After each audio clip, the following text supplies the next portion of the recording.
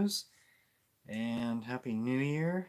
Happy Holy Day, whichever you celebrate, whether it's pre-55 or 62 or Byzantine, or it's the Feast of St. Basil in the Byzantines as well as the Holy Day. And I don't even know if I'm allowed to say the name for pre-55. Um, I believe that's a Marxist tactic, is filtering out language and forcing us to say certain things a certain way. And anyway, I do, but if you meet me in real life, I don't. So, um, let's start out. I do have several stories today, and this I think will be. I don't know. It'll be an interesting show because it seems as though the new year is going to bring some really interesting events, and we can see some of them, but who really knows what exactly is going to happen? But I can tell you maybe some ideas of what I have. Okay, so Bishop Laurent Dognin, age 70 of Quimper, France, announced on December 18th that he had broken off relations with the FSSP. He accused the FSSP of creating irreversible tensions within the diocese. The accusation is probably a projection. At the end of November, it emerged that Dognan planned to move the FSSP from an otherwise unused church in Quimper to a site on the outskirts of the city, but now he seems to have opted for the complete destruction. The FSSP has been present in the diocese since 2016. Its parish in Quimper gathers between 250 and 500 faithful on average in the summer and is one of the largest parishes in a dying diocese. According to the bishop, other priests will replace the FSSP in the two parishes where they were active. Judging from past experience, this is the usual tactic to let the Latin Mass community die slowly without causing too much uproar among the faithful. So here's a bishop who's kicking out the FSSP. Now, this is in France. If it were in the United States, it would get a lot more media coverage. Um, so bishops are removing the FSSP. It happened, I think it happened in Mexico. I'm not entirely sure if they were reinstated. I think they had a meeting with the bishop, and it's possible that he reinstated them. But this bishop in France is kicking out the FSSP. It's sort of like what Supich did in Chicago. Um, and that hasn't been discussed as much either. So these bishops will kick out these Ecclesia Dei institutes, and there's no recourse. They have no way to stop it, basically.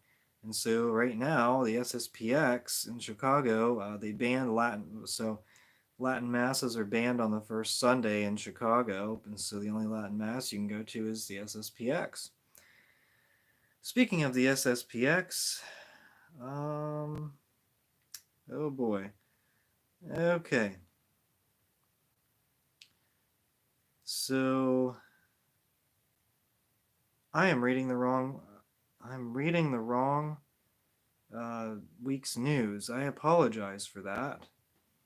Let me see if I can get. Okay. So anyway, that was important to repeat it, I guess. I guess. But anyway, in France, wow.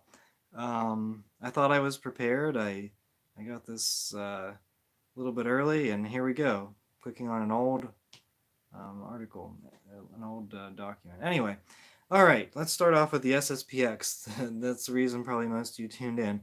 The bulletin of the FSSP Priorate in France brought Vernet, France, published on December 24th, reports that the Superior General has asked us to prepare the faithful for consecration of new bishops without specifying a date. Abby Alain, Delagno explains that our prelates are getting older and their ministry in the world is increasing. So the bishops are getting older. He writes that this serious matter could disturb some of the faithful, especially young people who are not sufficiently interested in the crisis in the church. He said we must expect to be treated as excommunicated by the ecclesiastical authorities, calling it painful and disturbing for a Catholic. He expects that the media will happily pass on these condemnations, but so will the FSSP and company. So the groups with canonical status. Now you see, the FSSP is not safe because they could be shut down at any time. So that's but then they're gonna condemn the SSPX for consecrating new bishops. Meanwhile, they shouldn't, because remember back when well, you might probably don't, but remember the story of the creation of the FSSP, how they were promised canonical status and a bishop, and they got one of the two. They never got the bishop. And Archbishop Lefebvre did, because he consecrated them himself, because he was sick of waiting for the Vatican. So, and this is the case. Again, they need new bishops. Now, who knows? Francis could always give permission or whatever for new bishops, and then everyone would say, then that would send a lot of people in an uproar. But it seems as though the crisis has gotten so severe that the new bishops would be completely justified from the SSPX. And if you don't believe me, just look at the news for the last several weeks, the Catholic news, and kind of find your answer there. In Brazil, Father Jean-Francois Moreau, prior of the SSPX priorate in Sao Paulo, Brazil, is preparing his faithful for the consecration of new bishops. Yeah, so the first story was from France, the second story is from Brazil. This priest from Brazil wrote in the January 2024 bulletin that consecrations without a papal mandate were an exceptional measure in 1988 and cannot become the rule. According to him, no one knows whether future consecrations will receive Roman approval. He said, whatever happens, a bishop's consecration ceremony in the current context of the church is an event too important to be taken lightly. Moreau mentions already 7 official bishops, not counting those who were ordained secretly. So as you may know, Bishop Williamson sort of branched off from the SSPX, and he is critical of them. And he's consecrated several bishops secretly and not secretly, and so we'll see. But it seems as though bishops are the SSPX will be ordaining new bishops this year. It seems as though that will be the case. I'm sure they're waiting for possibly a different pope who will be maybe a little bit more friendly to Catholics, but Francis has been strangely friendly towards the SSPX. Very strange, because he isn't friendly towards people who believe in the Catholic faith, but then he is to the SSPX, which is bizarre. But maybe they will get their own bishops, because the communists ordained bishops, and Francis approved that. The government of China ordained their own bishops, and so you actually have Catholics. When you have Catholics who are ordaining their own bishops, like the SSPX, then it should be a logical conclusion to say that Francis will approve that, because he approved the communist government, the communist rulers, who essentially ordained their own bishops in China. So why wouldn't you go along with the SSPX? Because they're Catholics. Anyway. All right. Okay, so I'm not actually going to go through everyone who defends or condemns the LMNOP document, but I did think some were worthy of mentioning. And let's see here. I do have a website that seems to document which bishop said what in reaction to the LMNOP blessings. Now, it doesn't look like it's a all-inclusive website, but check it out, see if it's helpful for you. Take a look at some of the names. But I did want to share a few stories. So, an African bishop, Monsignor Martin Matumbuka, bishop of Karanga, Malawi, rejected France's LMNOP propaganda in his Christmas sermon. What a great time. He said, "We have no choice. We cannot allow such an offensive and apparently blasphemous decoration to be implemented in our diocese." That's the reason I picked this specific statement out, was to say, like, he's speaking like a Catholic. We don't have a lot of those. He said, "For the first time in the history of the Church, a document issued by the Holy See and signed by the Holy Father is rejected by his fellow bishops and publicly rejected. The bishop's main concern is the text looks like heresy to us. It reads like a heresy." And so here's a bishop on record. He didn't really accuse Francis of heresy, right? The document didn't really authorize LMNOP blessings. He didn't really accuse Francis of heresy. But when you look at, when you read through the text, when you read through what he says, look into it a little bit, he's accusing Francis of heresy and blasphemy. So we cannot allow an offensive and apparently blasphemous decoration to be implemented. Okay, well, who's committing the blasphemy? Well, Francis signed off on it.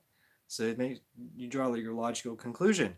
Now, is Francis going to remove this bishop because he removed Strickland? It almost seems like this bishop is saying Francis has a program of undermining the deposit of faith. Oh, wow, okay. Is he going to remove every African bishop? Oh, boy. See, this is people are starting to rise up. I don't know if anything will come of it, but this is sort of what we've been waiting for, you know? I mean, we've been, since 2018, I kind of woke up and I said, something's really compromised. Francis, right? He's compromised. Now the bishops are starting to wake up, and maybe they've woken up, but now they're still all along. A lot of the bishops were saying, "Oh, this heavily redacted McCarrick report is heavily scrubbed. It didn't include any of the current bishops. None of the, you think about this. Think about this for the United States. Maybe I mentioned this in a previous show, but how many bishops lost their job because of the McCarrick report? One. World. And it was because of public pressure. Francis regrettably accepted World's resignation. He said, "Oh, well, you didn't have to resign." And yeah, okay. So one bishop lost their job. Even though McCarrick was influential in appointing numerous bishops across the United States. Think about that. Is Rupnik still in active ministry, by the way? Maybe you should ask Francis. All right. Okay, so on December 21st, Francis received about 30 Roman priests who asked him about his LMNOP document. There's a priest who was present at the meeting who spoke to the U.S. news agency Catholic News Service. Francis pretended not to understand the problem, saying that people must be welcomed into the church. He insisted that his document doesn't involve the sacrament of marriage and that it doesn't change the sacrament. However, all these statements miss the point. The problem is that Francis claims that sin could be blessed. Probably to divert attention from the insurrection he provoked with the document, he asks, insurrection, geez, the That word might get me flagged. He then asked priests not to be in a hurry to implement the synodal process. They should have a desire that synodality takes root in the life of the church, adding, I believe this is the church we should expect. So he basically sidestepped the question. So that's all the comments we'll probably get from him. Now, Cardinal Burke met with him, and this was his first private audience with Francis since 2016. Cardinal Burke told Reuters after his meeting, he said, "Well, I'm still alive." He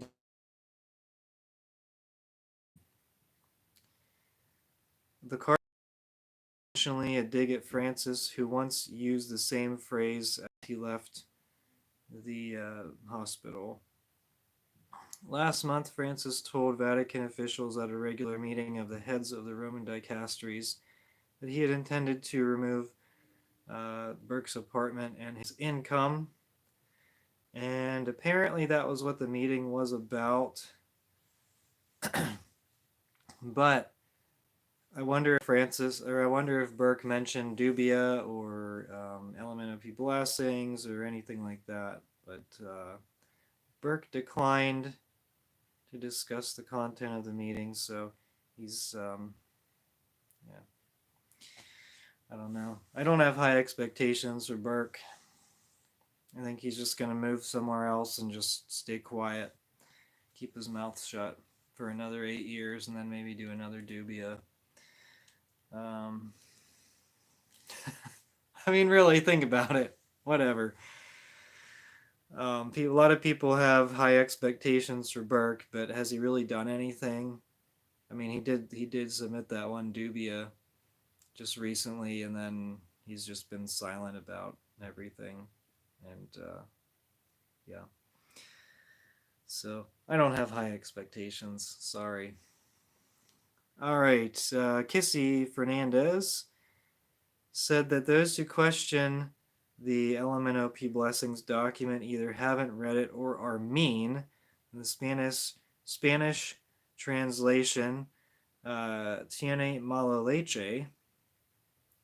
Mala leche means a bad person, someone with bad intentions who has an offensive goal. So he's saying that we're either meanies or we're dumb. Okay.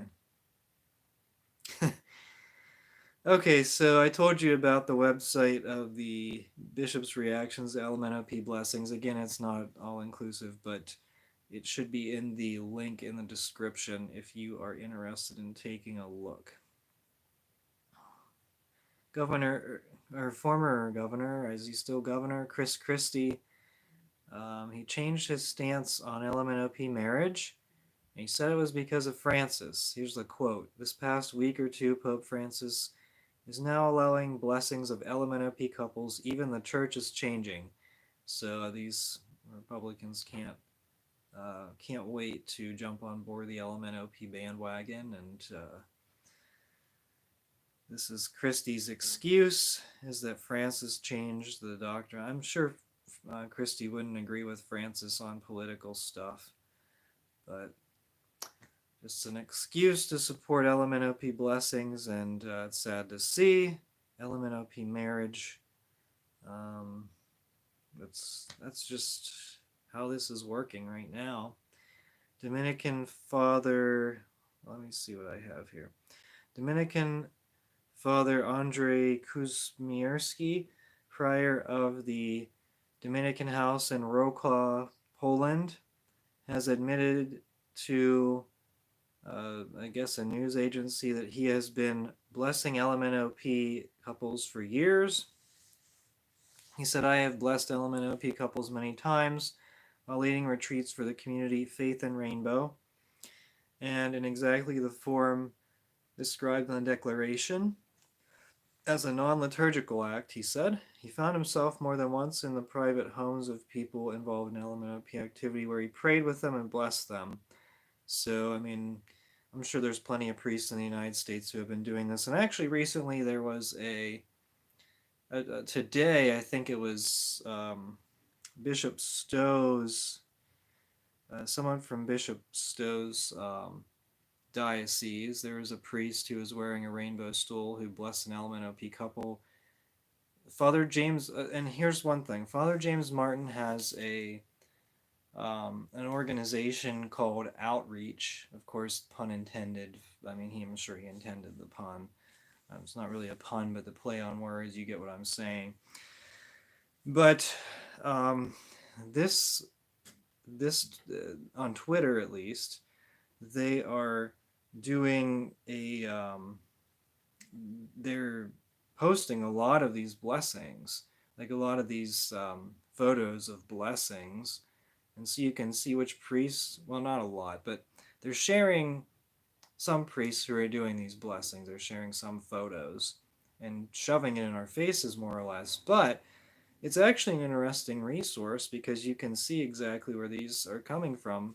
The ones who want to take this information out into the public, and so I think you can check that out for some accurate, at least I want to say. I don't know if I want to say accurate because, of course, they try to twist things very badly, but you're going to get that kind of information. You're going to get some good information as to who's doing the blessings, basically. So, I mean, I guess you could see that. I guess you could see it as them shoving it in our faces, but you can also utilize it as a resource for where these abominations are taking place and which dioceses, and see which bishops are on board with this. So that's and of course it's Bishop Stowe's diocese. What do you expect? He was on board with it before, and quite frankly, he may have done LMNOP blessings himself in the past. I don't know. I mean, I'm pretty sure he was. I'm pretty sure he was very interactive, or he interacted very much with New Ways Ministry, which is a heretical organization that endorses LMNOP. And so I mean, for all intents and purposes, I believe did he? I'm pretty sure he said LMNOP masses in the past, which would essentially, I mean, you could essentially I don't want to say assume, but you could expect that he did LMNOP blessings in the past. You know, LMNOP mass is pretty disgusting too, but anyway. All right, today I saw this information and you might be interested. I don't know what's going to come down the road, but I did say watch for women deacons because they implemented their LMNOP blessings. That was one of the goals of the synod, and now they want women deacons, and that's another synodal goal, and that may be accomplished before the synod. A lot of people thought that, with their synod document not including LMNOP blessings, that would wait until next synod in October, but it didn't. And so what's to say the women deacons will? Francis, in his homily today, said, here's a clip from it: the Church needs Mary in order to recover her own feminine face, to resemble more fully the woman, virgin and mother, who is her model and perfect image, of course, Lumen Gentium from Vatican II, to make space for women and to be generative through a pastoral ministry marked by concern and care, patience, and maternal courage. To make space for women, to be generative through a pastoral ministry. What is a pastoral ministry? Who can have a pastoral ministry? A pastor? They're gonna do the same thing with women deacons as they did with LMNOP blessings, if I had to guess. they're not going to ordain women first off, right off the bat. But the women may serve at the altar. The women may stand at the altar and wear a stole or something, or they may be assigned to uh, do a so-called communion service, to lead a communion service or a prayer service in the absence of a priest. Uh, so I could see this. I could see them doing this in Germany, where they could stand alongside the priest during the consecration prayers and maybe put their hands up. um, so I could see a lot of ways that he will implement women deacons without officially ordaining them at this point, and then they'll kind of come down the road and say, oh well, they're already basically doing what a deacon does, so we might as well just ordain them. But it'll be incremental, and people will react, and other people will say, oh well, there's nothing explicitly heretical about it. And I mean, that's how we got altar girls. And that he said that women can be instituted in minor orders, although minor orders mean nothing in the Novus Ordo Church. But he said that they can be named lector and acolyte. And then Francis just created, he just invented this new ministry of catechist. So the ministries are basically meaningless, but it's this they're already able to receive these so-called minor orders, the Vatican II minor orders. So we'll see how that works out. All right, and then another cancellation of a Latin Mass. So this is from Connecticut. St. Stanislaus in New Haven. The statement was, we are reliably informed that 2 minutes before today's traditional Mass, that was probably yesterday, a decree of Archbishop Leonard Blair of Hartford was read suppressing the Latin Mass in New Haven as of January 14th. There had been no previous communication with the congregation. They have been referred to St. Patrick's, the Church of the Institute of Christ the King in Waterbury, Connecticut. So, see you later, and your Mass is canceled. You have one more week, and that's it. Tough luck. And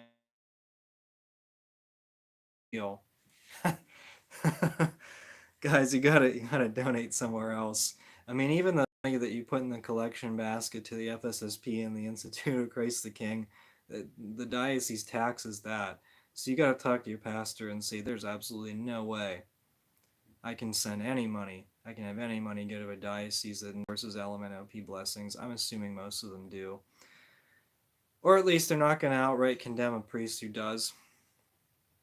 You can't have, and then the USCCB taxes every diocese, and it goes to the Catholic Campaign for Human Development, which again goes to fund Jesuit initiatives, LMNOP youth, and Michael Hitchborn was talking about this horrible Catholic Campaign for Human Development. It was founded as an initiative to help Saul Alinsky. Have you heard of that name? It was founded because of that. That's how it was founded. It's horrifying. Anyway, okay.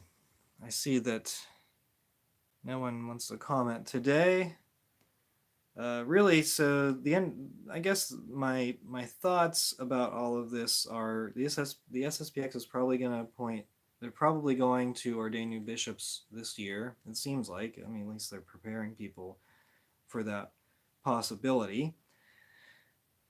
And I don't know how to answer this, but can you really be in communion with a bishop who supports LMNOP blessings? So, like, what would you do if your bishop is Stowe in Lexington?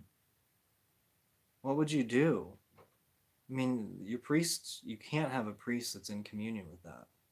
You can't. But if your priest condemns the bishop, then he's going to be kicked out. Then what are your options? And I don't know how to answer these questions. I don't know. I'm just asking the questions. But anyway, that's what I have for today. So leave a comment. Let me know what you think. And I didn't think there would be a lot of news in these past several weeks, and I was wrong. Usually it's pretty quiet. It wasn't this week or these past few weeks.